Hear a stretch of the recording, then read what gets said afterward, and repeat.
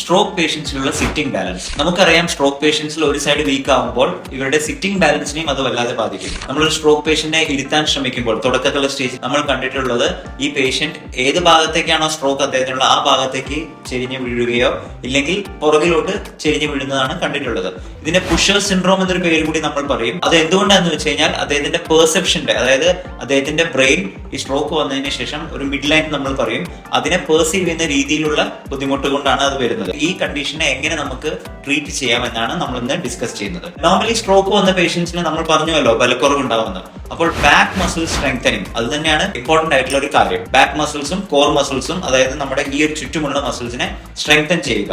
ഈ back muscle strengthen ചെയ്യുന്നതിന് വേണ്ടിയിട്ട് അല്ലെങ്കിൽ അതിന്റെ സ്ട്രെങ്ത് ഡെവലപ്പ് ചെയ്യുന്നതിന് വേണ്ടിയിട്ട് പ്രോപ്പർ ആയിട്ടുള്ള പോസ്റ്ററിൽ ഇരുത്തുകയും വേണം, പ്രോപ്പർ ആയിട്ടുള്ള പൊസിഷനിങ് ഫോളോ ചെയ്യണം. പിന്നെ ഇതിലേക്കുള്ള എക്സസൈസസ് നേരത്തെ ഞാൻ പറഞ്ഞു, സ്ട്രെങ്തനിങ് എക്സസൈസസ് ഉണ്ട്. അത് കൂടാതെ നമുക്ക് വിഷ്വൽ ഫീഡ്ബാക്ക് വളരെ ഇമ്പോർട്ടന്റ് ആണ് ഈ ഒരു സിറ്റിംഗ് ബാലൻസ് ട്രെയിൻ ചെയ്യുന്നതിൽ. അതായത് ഒരു മിറർ വെച്ചിട്ട് പേഷ്യന്റിനോട് അതിൽ നോക്കി അദ്ദേഹത്തിന്റെ സൈഡ് കറക്റ്റ് ചെയ്യാൻ നമുക്ക് പറയാം. പിന്നെ റീച്ചിങ് ആക്ടിവിറ്റീസ് പോലുള്ള എക്സസൈസസ്. റീച്ചിങ് ആക്ടിവിറ്റീസ് എന്ന് വെച്ച് കഴിഞ്ഞാൽ അദ്ദേഹത്തിനെ ഇരുത്തി കഴിഞ്ഞിട്ട് അപ്പുറത്തെയും ഇപ്പുറത്തെയും സൈഡിൽ വസ്തുക്കൾ വെച്ച് അത് തൊടാൻ പറയുകയോ അല്ലെങ്കിൽ എന്തെങ്കിലും ഒരു ടാർഗറ്റ് കൊടുത്തിട്ട് ഒരു ടാസ്ക് കൊടുത്തിട്ട് അത് ചെയ്യാൻ പറയുകയോ ചെയ്യാം.